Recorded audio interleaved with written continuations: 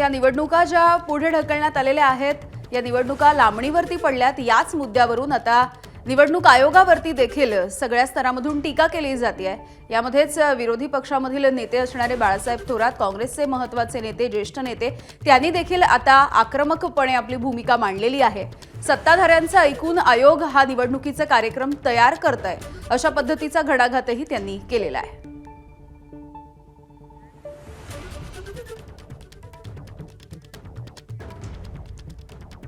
तर बाळासाहेब थोरात यांनी एबीपी माझाशी बोलत असताना थोड्या वेळापूर्वी ही प्रतिक्रिया दिली, आपण बघूया।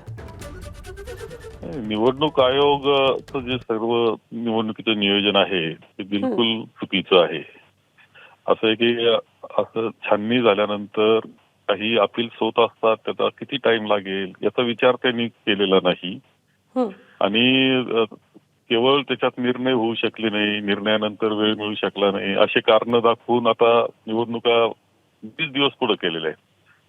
आता यामध्ये कोण जबाबदार? मी तर काल बोलत असताना असं म्हणलं की हे निवडणूक आयोगच सत्तेच्या लोकांचं ऐकून निर्णय करतोय। कधी कधी असं वाटतं की यांचा कार्यक्रम बनवलाय कुणी, अशी शंका मनामध्ये येऊन जाते। इतकी वाईट अवस्था यामध्ये आहे। आपण कल्पना करा की आता 20 दिवस म्हणजे अगोदरच 2-2, 3-3 महिने लोक काम करत असतात।